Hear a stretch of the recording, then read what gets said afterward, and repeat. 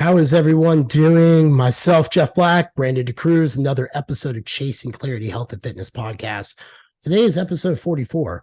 Why resistance training is beneficial and building muscle is essential. Before we hit record, Brandon let me know this episode is in direct relation to all the questions he received about the one we did with Eric Helms, which I got a few, and a lot of people really like just the overall the way we tend to interview him.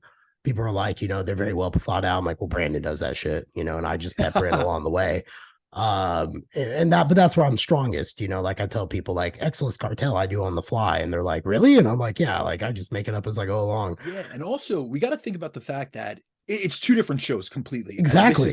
This is more of our educational platform. And then you have like more of your social platform between yourself, Jason, and Jeff Sue. And also we got to think about the fact that we are, first of all, different individuals, but also you guys are like 150 plus episodes in. Yeah, exactly. Like you used to use a layout, because when I first started going on the Excellence Cartel, I've been on 4 times already. You had sent me an outline the first time we ever did it. And then from then on, you were like, yo, let's roll with it.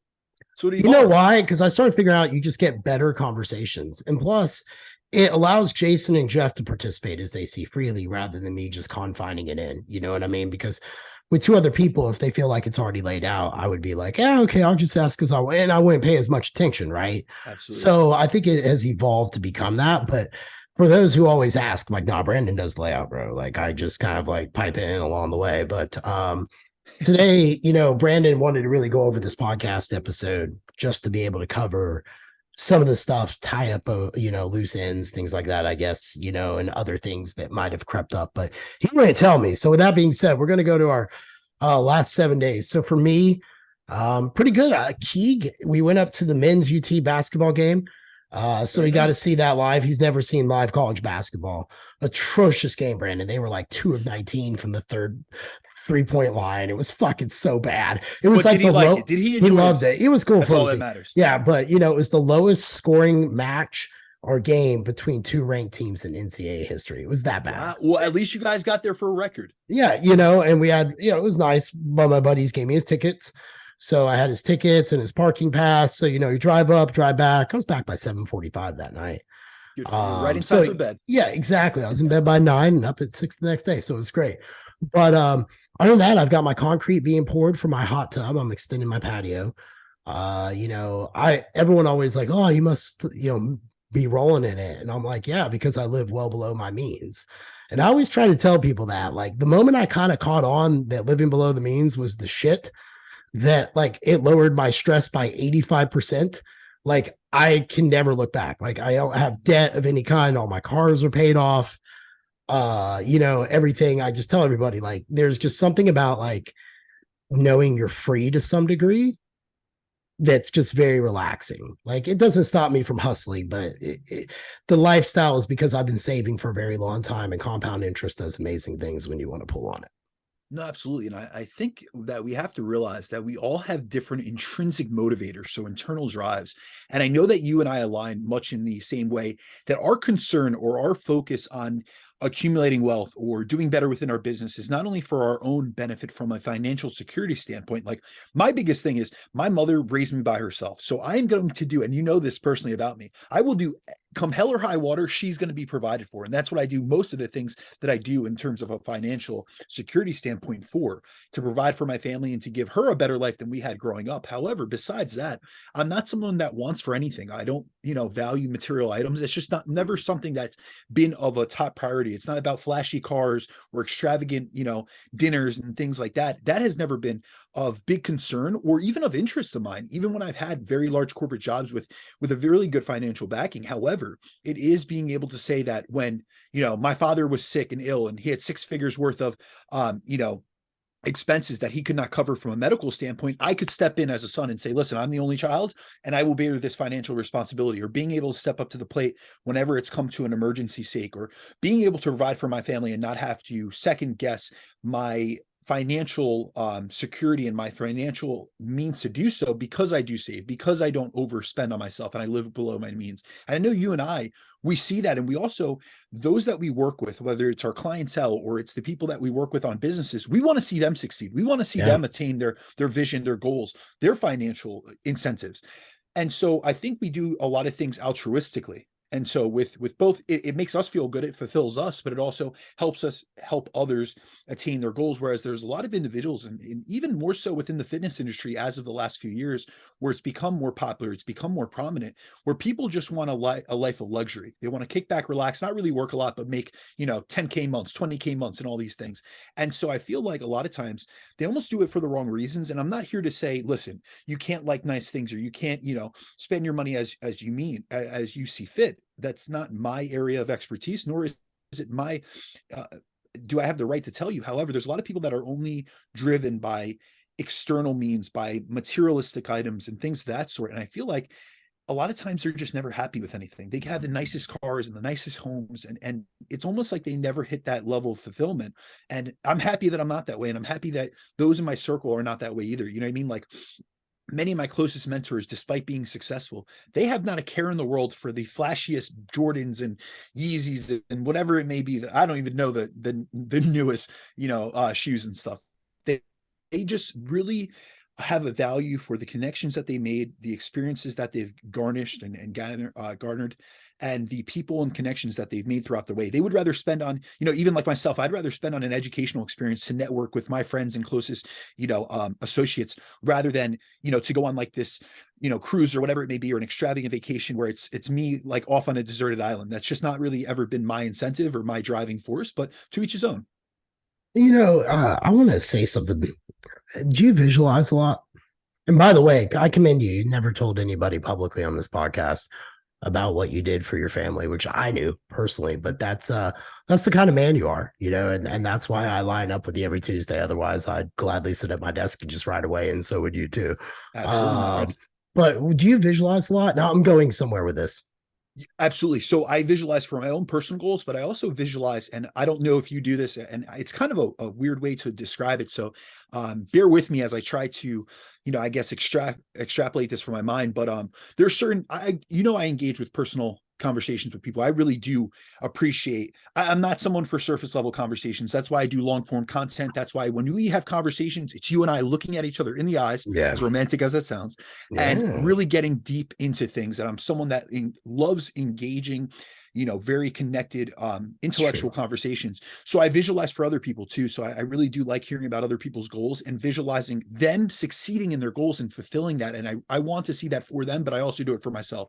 So I do visualize things, whether I used to visualize within the gym, like I did a lot of visualization techniques, which I actually got from Dr. Scott. He taught me that years ago about visualizing before a set, priming your mindset before your body. Because if your mind can see something, and I always say we cannot separate psychology from physiology. When your mind can see yourself accomplishing something, the body will follow suit. The body follows the brain. And so I do that within my own personal goals, within even presentations. Like I would run through it in my mind, what I'm going to say, and really, it's almost like a vision cast. So yes, I do really appreciate, and I also, do that in my day-to-day life in terms of visualization techniques. I was chatting with my counselor about this, and we were chatting about like he really is impressed with the balance I managed to achieve as a full-time dad, multiple business owner, and I just did this book and some things like that. But we got in the conversation. He's like, so how does this end for you? I was like, I have a goal. I'm gonna pay my house off in 10 years. And he was like, really? And I was like, yeah, that's like gonna be my goal. I'm gonna pay my house off. He's like, and I guarantee you'll do it before then. Well, I hope so. You never know. I've been very, very, very fortunate to not have to good things come my way, but that's because I visualized, dude. Like, so I had told him I wanted to buy 20 acres out in Wyoming and have like a farm where I could sit butt ass naked and the cell phone signal sucks. So then way you're going to get a hold of me was to call my landline. You know what I mean? At which point, I could decide if I wanted to talk to you or not. Smoke signals. Yeah, exactly. But, dude, all along the backyard I have and just my house and how I feel about it, I literally have already achieved what I needed to achieve. Like, to me, there's like nothing. Like, I really thought about this, and maybe it's because I've had friends of mine who've got like these mansions, and I'm just like, and all I do is hear about them bitching about the upkeep, and I'm like, that's not even enjoyable at that point, right? Like, and I have one of my buddies here in Nashville, like he's got this like fucking castle, right? And it's just like, yeah, it's cool, and you go in and you're lost for like 10 minutes to try to figure out your way through it, and there's like 18 bathrooms and some shit, but at the end of the day, I don't know, man. I think when you visualize things, it appears in the most interesting of ways, and what you see is what you attract. Like I always pictured myself driving the Supra. I always pictured myself, having like a farm background or farmland other than it's like my backyard. So if you're out there and you like ever want to try this, but this is true, and I think Brandon will agree with me, the law of attraction is a true 100%. phenomenon. And that's my little tirade, my little rant to wrap up my last 7 days. So if you're not thinking about things you want to come your way, think more about things you want to come your way, because I swear to you, I begged whatever was above to help me walk again. And all I did was obsess. And eventually I walked again. I was like, holy shit. You know what I mean? Like, so I always tell people, if you could just really think about it over and over and over, it will eventually become your reality. I believe in that 100%.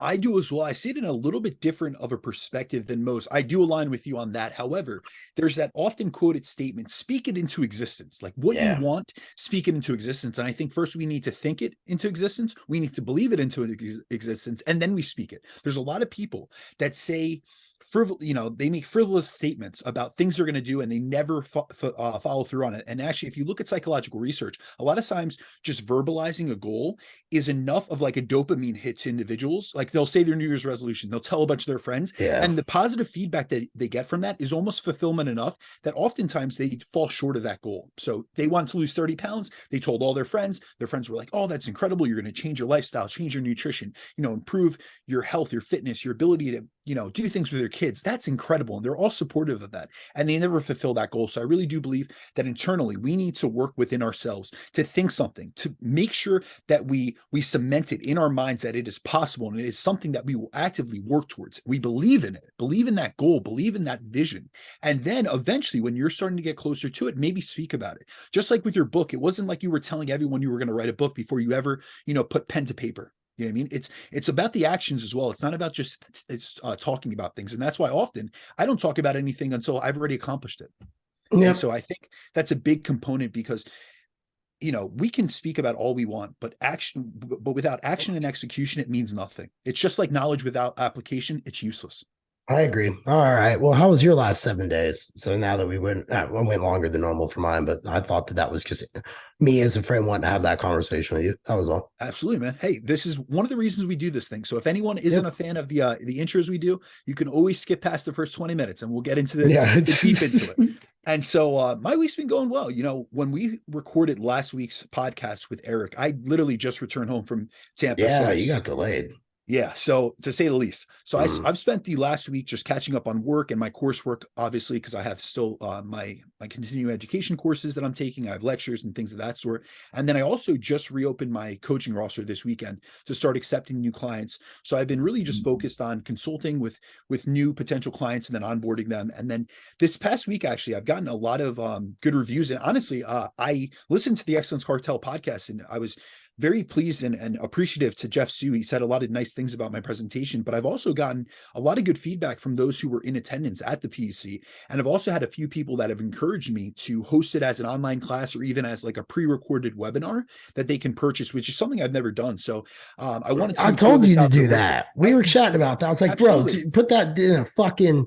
But I'm doing it for the coaching consortium for people who can't attend. I'm doing my iodine and copper. I'll sell that later. So yeah. no, absolutely. So, if you're a listener of the show, I just want to put this out there because this is not something I've done. So if you're a listener of the show and you would be interested in taking either an online webinar or having a video version of my presentation that you could purchase and then keep for future reference, definitely let me know, because if I get enough individuals who are interested and the demand is there, I'll definitely look into doing it. So it's something I haven't looked into. I usually do like doing things live and in person. However, if there's a demand there, and obviously, especially in today's culture and environment and stuff, not everyone's able to travel out to these in-person seminars. So if that is something that you guys are interested in, I would love to get your feedback, or even just if you think it's a good idea, if you don't think it's a good idea. I always, anyone that's in this audience that has come to me with questions, know that often, I'm getting back on a podcast, whether it's here on one of the many other podcasts that I do. I'll answer your questions. I'll send you, a DM with the podcast link so that you guys can get a more extended answer for what you're asking of me. So I always try to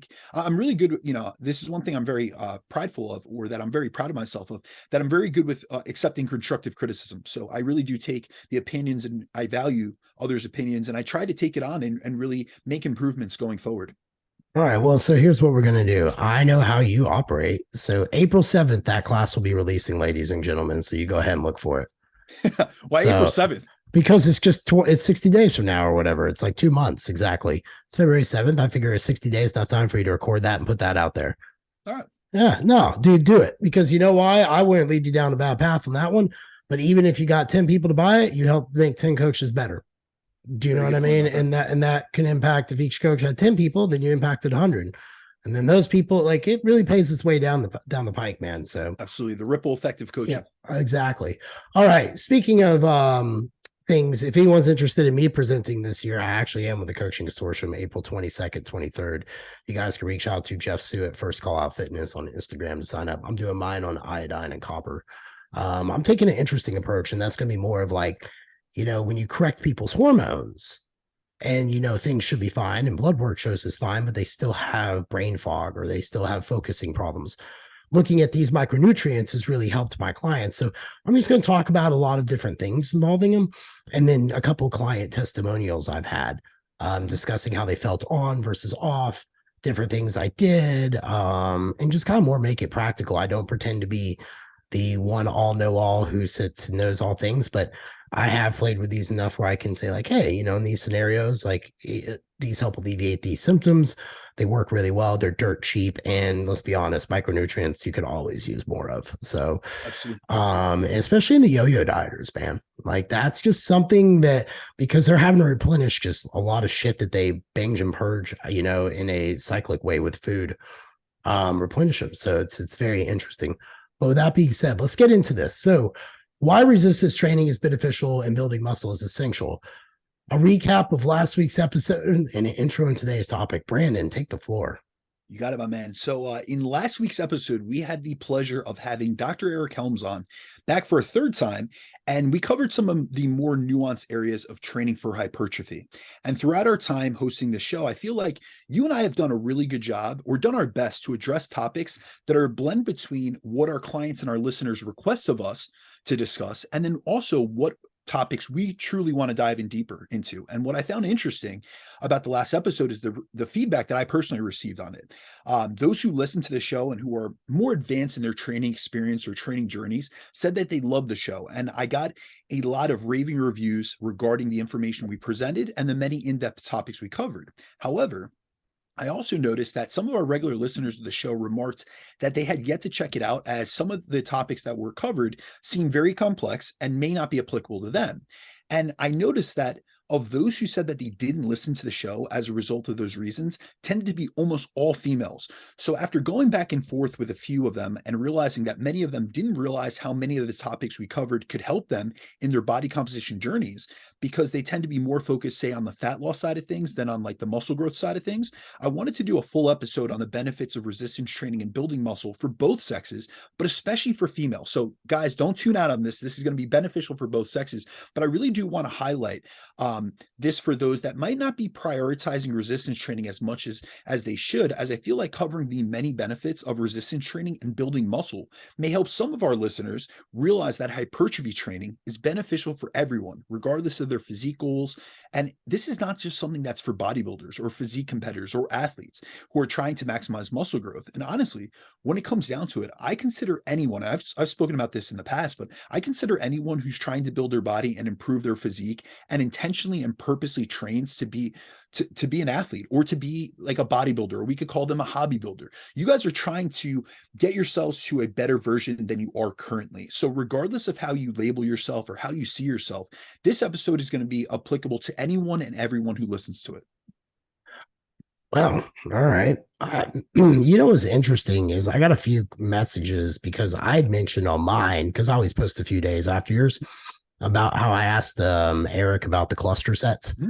And people like, oh yeah, and like I got a lot of about 5 people messaged me about that. And we're like, I didn't know that either. And I was like, well, yeah, I see cluster sets going on like a madman and mad women in my gym, and I'm like, all right, who's talking about cluster sets? Because usually whenever they appear in a gym, it's because someone said something about it on some major Absolutely. It's like platform. that But the hot topic of the month. yeah, and here's the thing I want to put out there. With that being said, if you guys want Eric to come back on and want to give us questions, we can ask him. You guys can always more than hit either of us up, and we'll put together a piece of paper for him and then let him pick his usual best 3 to 4. Because we try to get through 5 topics, but really with Eric, it's like 3 to 4 because it's If so we're in lucky. depth.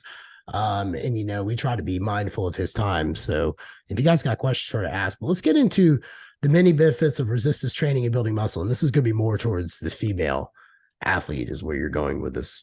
I am, but you know what? It's applicable to both sexes. And the Okay. reason that I am, framing it a little bit more to the female population is just because a lot of times when I'm speaking to male listeners of the show, they are more advanced. They're very aware of a lot of these benefits. So when I go through these, some of these might highlight things that females are not aware of or they're not prioritizing. And so this is going to be something that's applicable to both sexes. And if you guys ever have an interest, we could do a full episode on female and male sex differences within training and things of that sort. But this is going to be, I just want to highlight some benefits that a lot of people are overlooking. And it's not just about body composition. We are going to speak about body composition today because that is one of the many benefits of resistance training. But when it comes to the many benefits that resistance training and building muscle provides us with, this is a topic that could literally be covered on an entire series of podcasts. But really what I've done is I've broken them down to the benefit, these benefits to the 9 benefits that I think are the most applicable to those who listen to the show. So these are going to include improving body composition, increasing one's metabolism and their total daily energy expenditure, improving metabolic health and increasing insulin sensitivity, lowering all-cause mortality risk, enhancing quality of life, improving mental health and brain function, improving sleep, and then also increasing bone mineral density. So we're going to go through all of these different categories. So you guys see it's covering a vast array of topics, of goals. You could be someone that's training to maximize your body composition, to be a competitive bodybuilder. You could be someone that's literally just entering your latter stages of life and you just want to stay mentally sharp, fight off Alzheimer's and dementia, and really just be able to be there cognitively for your friends, your family, your loved ones. I'm actually reading a book about the lymph system today. Sorry, my voice is like shot. I'm starting to get like that allergy. But they were talking about Alzheimer's and things like that, and how there's just so much inflammation and how the lymph system gets bogged down. It was really fascinating that you brought that up. Just throwing that out there. Okay, then. So I guess the next thing we would probably want to talk about is how resistance training and building muscles improves body composition. Yes, sir. All right. So the first benefit of resistance training is it's the most effective method of achieving better body composition. So resistance training is an extremely effective intervention for both improving body composition and also achieving body recomposition, which is something I know many women are after and men are as well. But I find that the majority of clients that come to me looking for the goal of body recomposition happen to be female. And so resistance training has been shown to increase muscle mass and retain muscle mass during a deficit, decrease subcutaneous body fat as well as visceral body fat.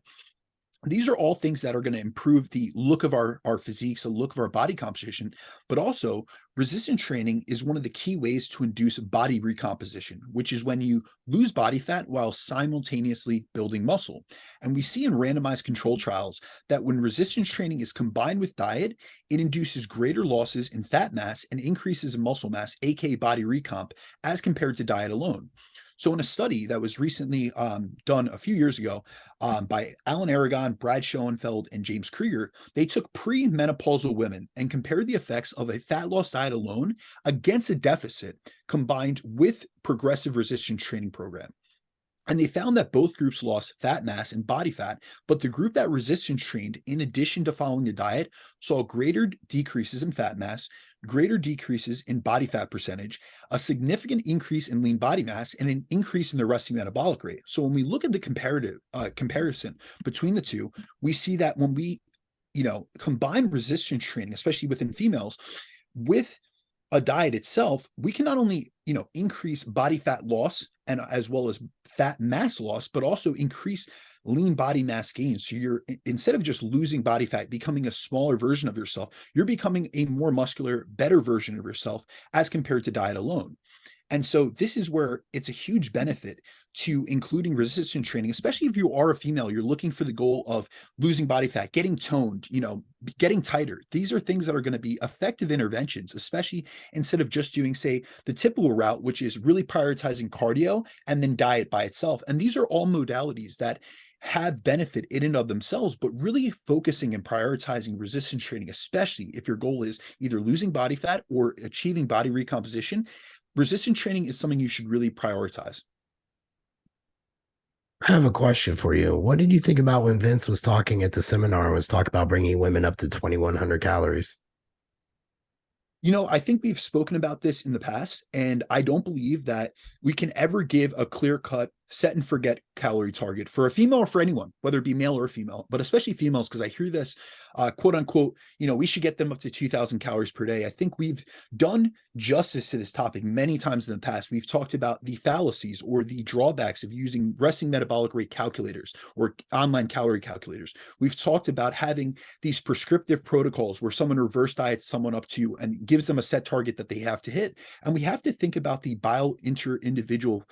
individuality between individuals, meaning that each person has their own set of preferences, has their own set of abilities, has their own set of genetic predispositions. So we can't just set one number and say this is the end all be all holy grail for every single female that wants to, reverse diet, because that's not going to work for everyone. And oftentimes, if we were to just set a average target, remember, average means that it's going to say 50+% of people are going to respond to it, but then we have 40 to 50% that it's not going to work for, and it's either going to be way too many calories, which puts them into a predisposition for body fat overshooting, which we've done a full episode on, which is where you regain more fat mass than you lost in the diet itself, or it may be undershooting for some super active females and may put them in a state of low energy availability. So I'm not a fan of the one set calorie amount target.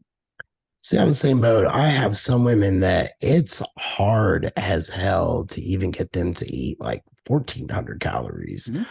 And I just feel like at 2,100, especially if they got digestion issues. But I mean, I know the guy has done enough because he has that, his clinic or whatever and stuff like that. I was just curious about your take because I know there's 1,000 different ways to skin a cat, but I'm like you. I think it depends upon context. I think if they chronically been under dieting, yeah, maybe if you could fire them up to 2,100, if they'll trust you enough, there might be some benefit to that because it'd probably be a quick restart. But then again, I think it could have its drawbacks on other ends that I could think of as well. So I was just curious because I figured I'd ask about that. Absolutely. All right. How resistance training and building muscle increases metabolic rate in TDEE? All right. So the second benefit of resistance training is it increases metabolism and total daily energy expenditure.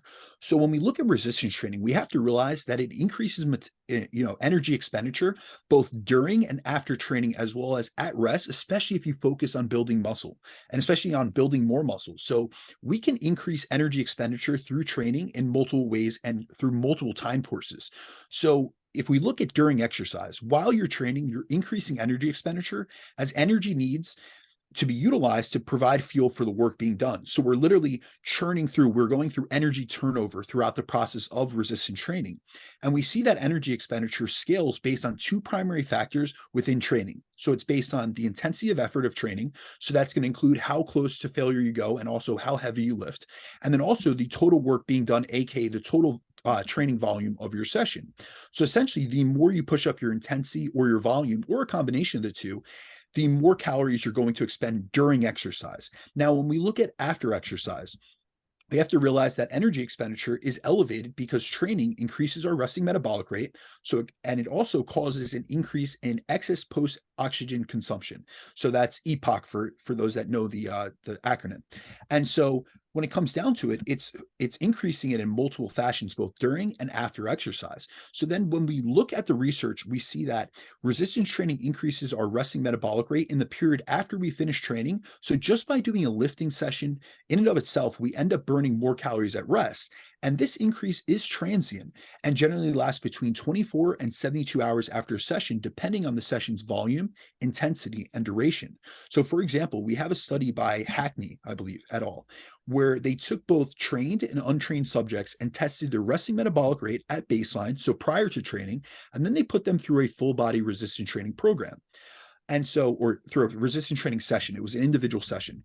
And then they retested the resting metabolic rate at 24 hours post training, 48 hours post training, and 72 hours post training. And they saw that their resting metabolic rate was increased by around 150 calories per day for up to 72 hours in both groups. And this is really consistent with most of the resistance training literature we have that shows that we have increases in resting metabolic rate that lasts up to 2 to 3 days after a training session due to the increase in muscle protein synthesis, which is an energetically expensive process. So the process of building new muscle proteins, both in terms of actually building skeletal muscle tissue, but also just the rebuilding and the recycling of, or essentially the protein turnover effects that go through, breaking down muscle proteins, rebuilding them, and resynthesizing them, it's burning energy. So there's many benefits, both during training and after training, that are short term. So we're looking at acute effects, but then we also have to realize resistance training doesn't just help us in the acute or in the short time period, but it also is a great way to increase our resting metabolic rate at rest, through the process of building muscle. And this is more of a long-term chronic effect, because if you build muscle and you maintain it, then you have this increase in resting metabolic rate at rest for a long period of time, especially if you maintain that muscle. And this is because fat-free mass, which includes our muscle tissue, is the strongest predictor of how many calories we burn per day, both in terms of our metabolic rate and our total daily energy expenditure.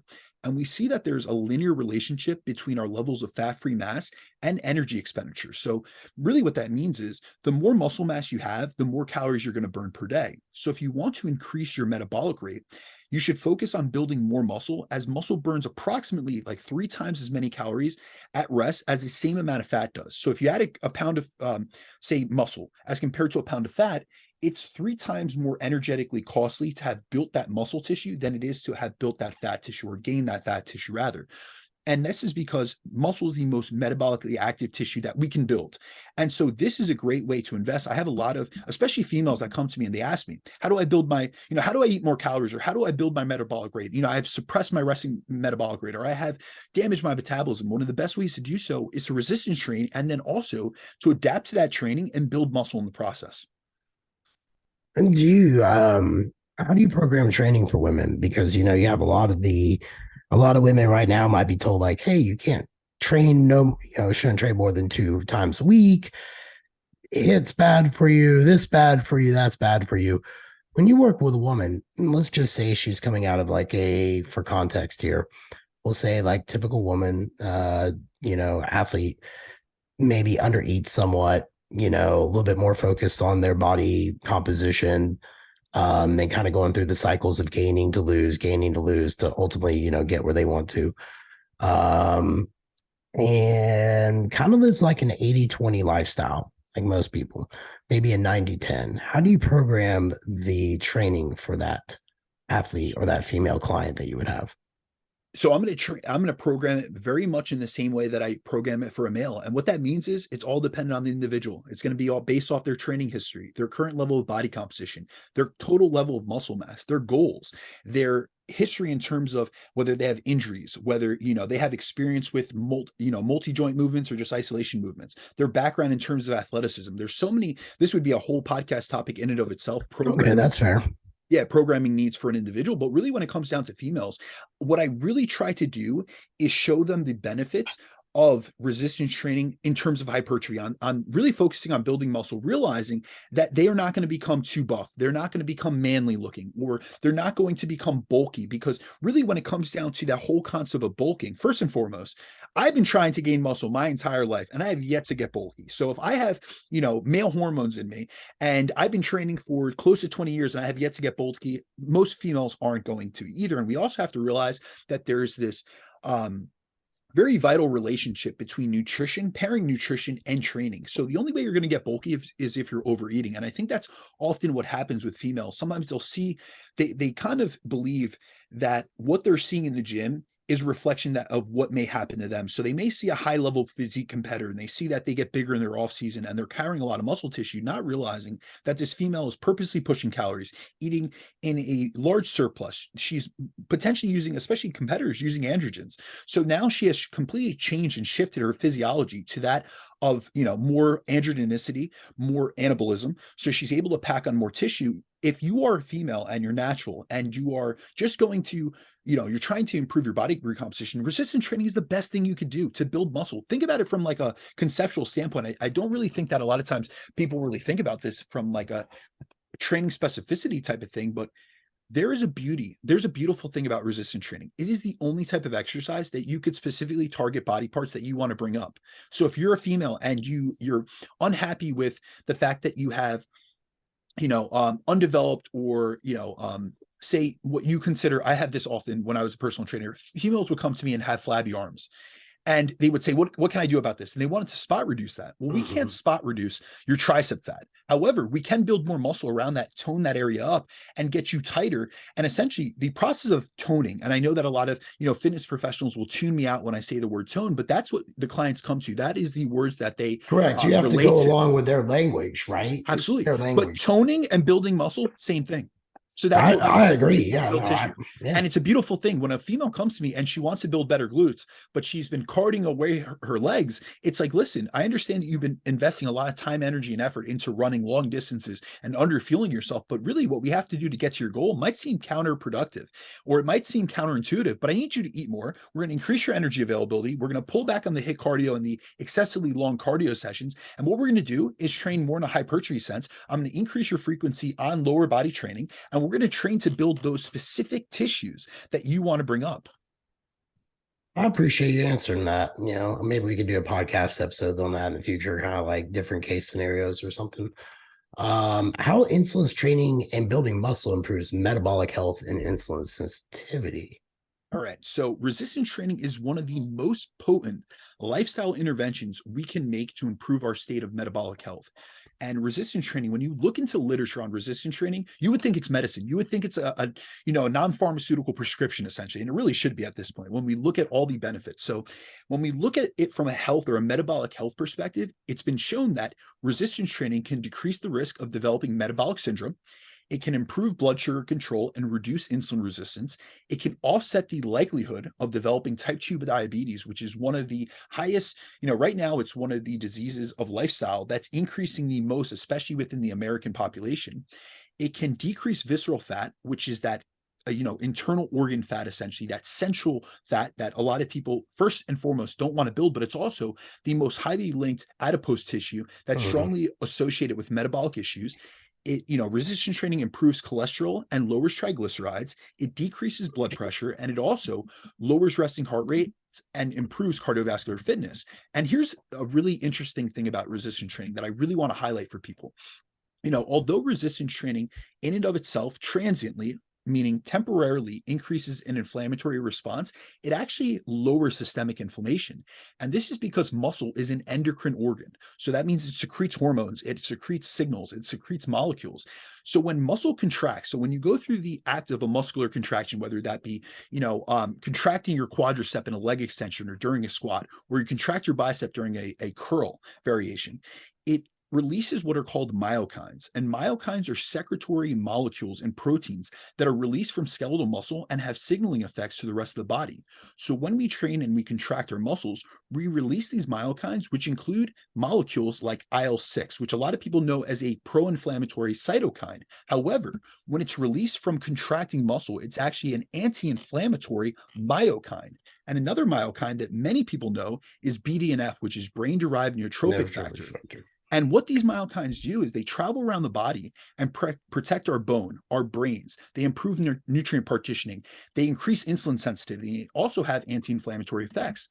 And this is why resistance training is the most powerful non-pharmaceutical prescription besides diet that we can give our clients who are suffering from any form of metabolic dysfunction, especially because if you really look into literature on this, and this is something I've covered in an earlier podcast, but right now, only 6.8% of Americans in today's society are what are considered in optimal metabolic health. So the vast majority are suffering from some form or some part of the metabolic syndrome criteria, whether that's high blood glucose, that is high lipids, that is high blood pressure, that's, increased visceral fat and adiposity. And so within that, this is one way that we can mitigate that, or we can improve upon that. And it's such a low barrier of entry. It's something that everyone should be including into their life. And a lot of people just look at it from the cosmetic perspective, but it goes way deep. It's not only the external benefits it has, but also the internal benefits. And then when it comes to resistance training, it also increases insulin sensitivity and carbohydrate tolerance. So resistance training increases insulin sensitivity both acutely and chronically, meaning both in the short term and the long term. So a bout of resistance training increases glucose disposal, glucose uptake, and insulin sensitivity for about 24 to 48 hours, depending on the session length and also the study that you look at. And resistance training increases glucose disposal as it's an anaerobic activity, which primarily runs off of carbohydrate metabolism. So we essentially burn through our glucose stores or our glycogen storage during training. And then training also increases our insulin sensitivity in multiple ways. So it makes our muscles more sensitive to the actions of insulin, but it also lowers our body, or essentially our pancreas's need for producing insulin, as it activates what's called non-insulin mediated glucose uptake by increasing GLUT4 translocation, which allows glucose to enter our muscle cells without the need for insulin to shuttle it in there. So now we're able to get more nutrients into a muscle cell without the need for activating insulin, which helps us avoid that hyperinsulinemic state, which can often lead to insulin resistance. But when we look at, oftentimes when we look at getting nutrients, or especially glucose, or especially carbohydrates into cells, we need to utilize insulin. However, when we utilize resistance training, it does that without needing insulin. And resistance training in and of itself, when we use it to build muscle and we actually increase our muscle mass, it allows us to build up a greater reservoir or depot for storing glucose, as muscles essentially act as a glucose sink. So when we look at muscle, it's the number one site for glucose disposal, which is essential from both a body composition and a health perspective, because glucose in and of itself will become cytotoxic if it isn't shuttling into cells. And more than 80% of our total glucose disposal occurs via skeletal muscle. So seeing as muscle is the largest site for glucose disposal, the more skeletal muscle you have and the more active you are, the less insulin you'll require to transport your carbohydrates. So when you have more muscle and you're more active, you engage in resistance training, you move, you go on your walks and things of that sort, you're better able to handle carbohydrates and you're more equipped to dispose of more glucose, which results in better glycemic control and better blood sugar management. So this not only results in you looking better and looking fuller and also being able to eat more carbs, but it also, drastically lowers your likelihood and risk of developing insulin resistance and type 2 diabetes. So it's not only giving you a better quality of life in terms of abundance, in terms of your ability to enjoy food and eat more, but also benefit your body composition and your metabolic health. All right. Now, final question. How does resistance training and building muscle improve longevity? How does it improve your quality of life, your mental health, cognitive function, and then your sleep and bone mineral density? I think I've proven the bone thing with the brittle bone things, guys. It works. No, absolutely. But it's actually very beneficial for females in that regard. But oh, yes, 100% for the osteopenia prevention. Absolutely. So resistance training and building muscle is associated with a lower risk of all-cause mortality. And, I really wanted to highlight on this last section and really differentiating it from the cosmetic benefits to the quality of life benefits, because these are things that are often overlooked, especially from us that we were bodybuilders and we really just look at, a lot of times we got into this for the vanity's sake, but a lot of times when we think about resistance training for increasing muscle mass, we often think about it about the physical benefits it can provide us from a vanity perspective. And yes, training to build muscle will make our physiques look better, and in turn will provide us with greater confidence and self-esteem. But adding muscle also has so many benefits to both our longevity and then also our quality of life, which are two different things. We have to think about it as quantity of life, but also quality of life, which are two differentiating factors that I'll go into. So muscle mass and strength are both important predictors of all-cause mortality, especially when we look at leg and grip strength, which are great indicators of mortality risk. And muscle strength also helps provide us helps us essentially avoid some of the issues related to aging, such as falling and breaking a hip.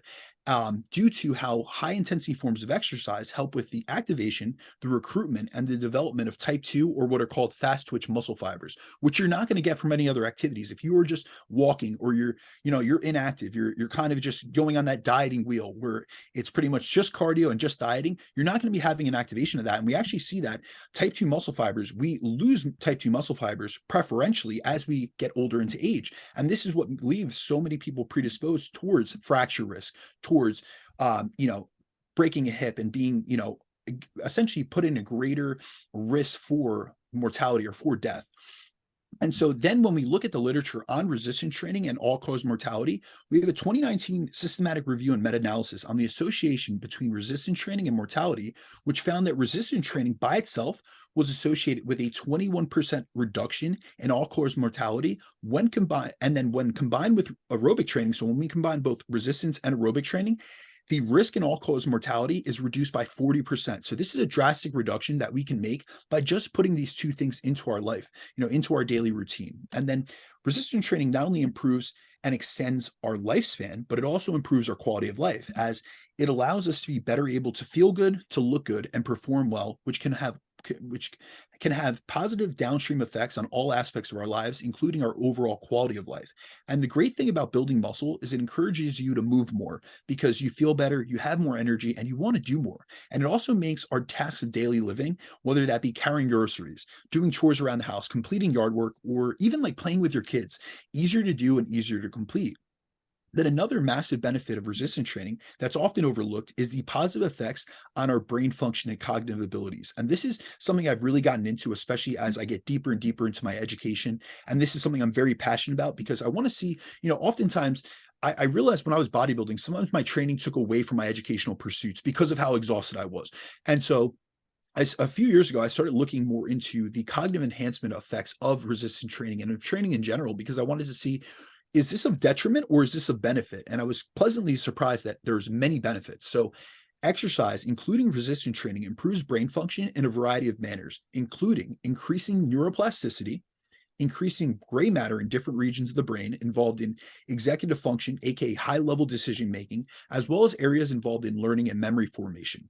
And resistance training has been found to increase brain-derived neurotrophic factor, which can help form connections from neuron to neuron. So essentially what that means is we can transfer information more readily and easily than if we were inactive. And resistance training also increases blood flow, including blood flow to the brain, which is thought to play a key role in its brain boosting effects. Now, when it comes to resistance training, we see that it can have both acute and chronic effects on cognition and brain function. So for example, just this year, I think this came out about 3 weeks ago, a systematic review was done on the effects of acute resistance training and executive function. And what they found was that a single bout of resistance training leads to a beneficial effect on executive function, where we have a better ability to focus, ability to task switch, and an enhanced cognitive ability as compared to doing those same tasks without having done a bout of resistance training prior to. So just like this is an acute effect that could help us right in the moment, and it's short term. However, it can be highly beneficial, like say studying right after doing a resistance training bout. We also see that when individuals exercise after learning information, they seem to have a better ability to recall it. And we also see in other areas or lines of the literature that in the 2 hours after exercise, there's an enhancement in both learning and memory. Now, those are the acute effects. So that means in the short term, what does one single bout of resistance training do on our brain function and our cognition? But then there's also research that looks more on these long-term time periods, on these chronic effects of resistance training on brain function and cognitive ability.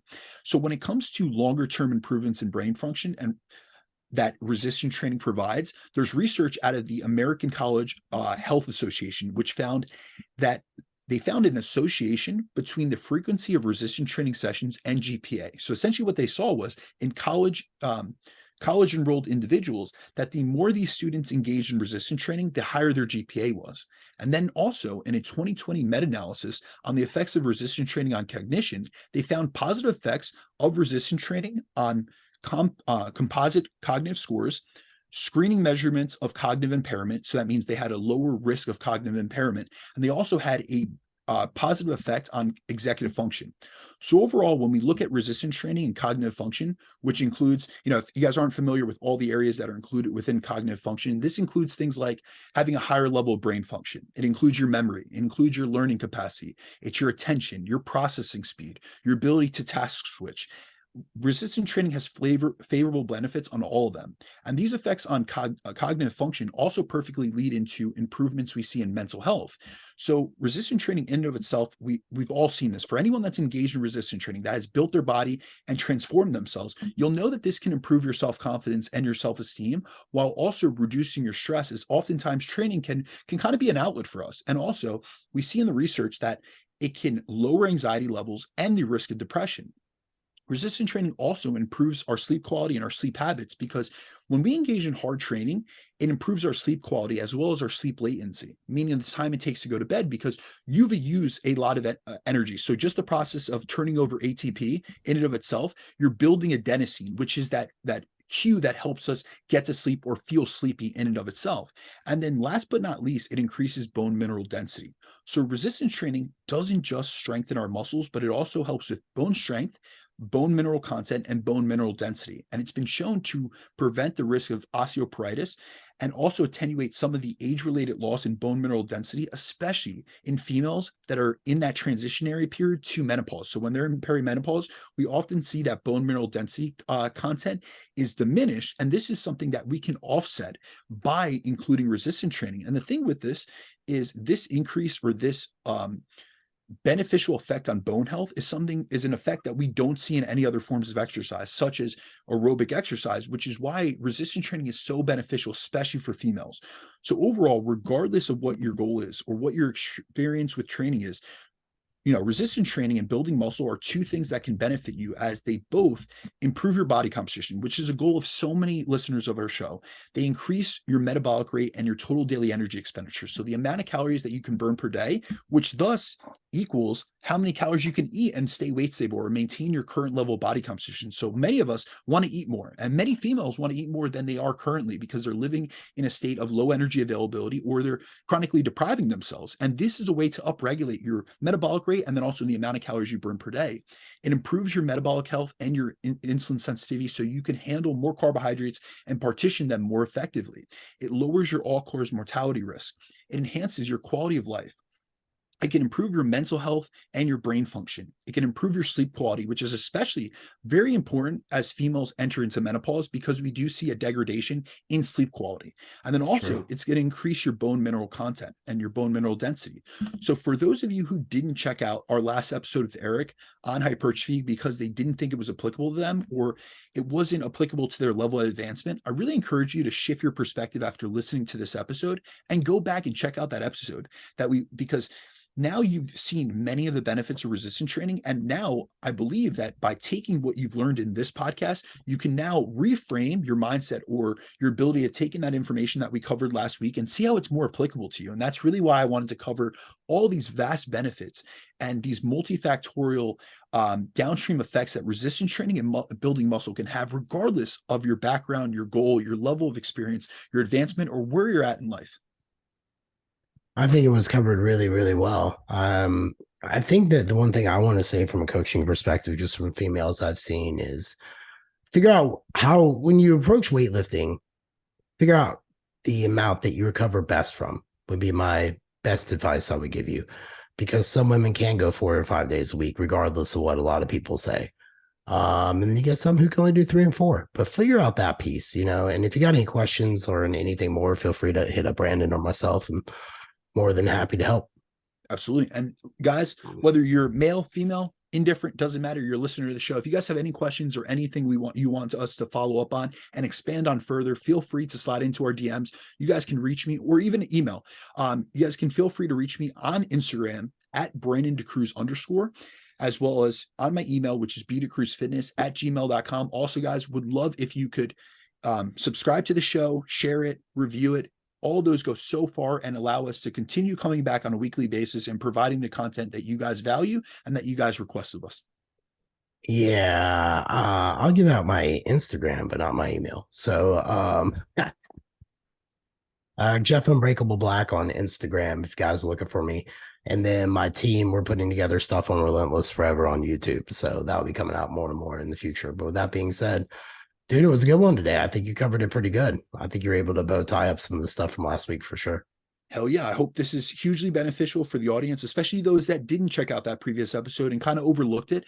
It's not about just catering towards bodybuilding, because that's not what our show is about. It really is about providing clarity on complex topics. So I got that feedback from you guys that a lot of you felt that it was, some of you felt, it wasn't that everyone, but some of you felt that it was very complex, some of the more advanced hypertrophy topics, and realize that we cover a wide spectrum of both clientele, but also listeners. So we have people that are, I have clients that are on the Olympia level stage, or they're IFBB professionals and they're listening to the show. But then I also have lifestyle clients like Lifestyle Lisa and Gen Pop Jim, and we're covering a large gambit. So we are trying to cater our podcast to everyone. So they're applicable to everyone, but sometimes if we get into more advanced topics, you might not think that they're applicable to you, but if you reframe your mindset and just try to if you get one thing out of an hour podcast, that's a victory in and of itself. I agree 100%. All right, dude. Well, have yourself a good day. I hope it is quite badass for you, sir. Thank you, my man. All right. Be sure to share the show, ladies and gentlemen. Have a good one. Bye.